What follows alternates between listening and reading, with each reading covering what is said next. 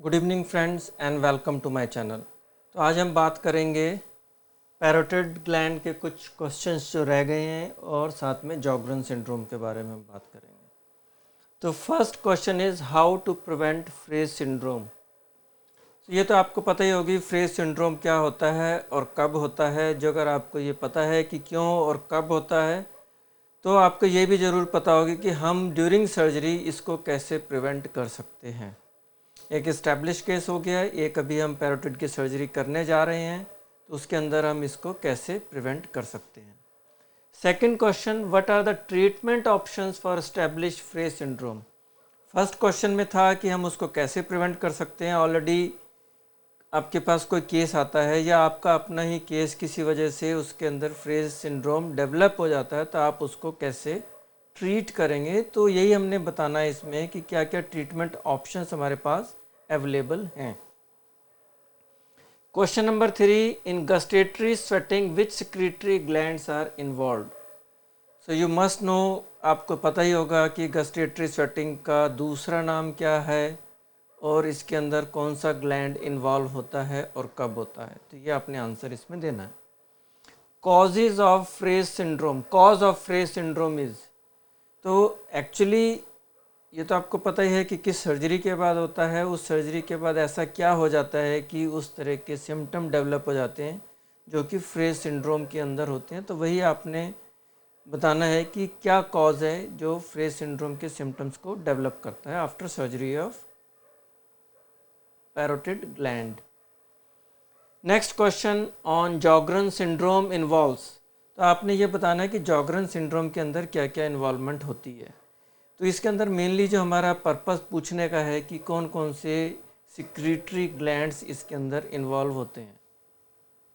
Next question, in Sjogren syndrome there is progressive destruction of. तो इसमें almost same question जो ऊपर मैंने दिया, जॉगरन सिंड्रोम इन्वॉल्व्स, जो उनसे ग्लैंड जॉगरन सिंड्रोम में इन्वॉल्व होंगे नेचुरली वही धीरे धीरे डिस्ट्रॉय होंगे और डिस्ट्रक्शन के बाद क्या होता है ये भी आपको पता होना चाहिए। So in 7th, Sjogren syndrome is a viral, bacterial or none of the above or it is a autoimmune disease। आपने ये बताना है, आपको पता होना चाहिए कि जॉगरन सिंड्रोम भी, this is the basic question. जब आपको कुछ नहीं आता तो यही आपसे पूछ लिया जाता है, क्या बताइए ज़रा ये वायरल इन्फेक्शन है, ऑटोइम्यून डिजीज़ है या बैक्टीरियल इन्फेक्शन है।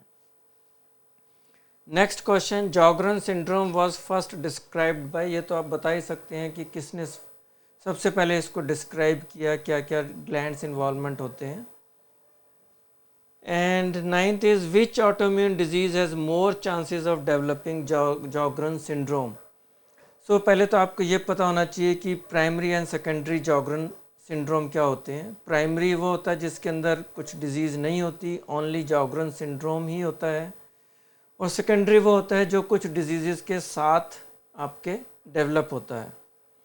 तो वो कौन सी ऐसी डिज़ीज़ हैं जिनके अंदर जॉगरन सिंड्रोम डेवलप होने के चांसेस ज़्यादा होते हैं as compare to other disease.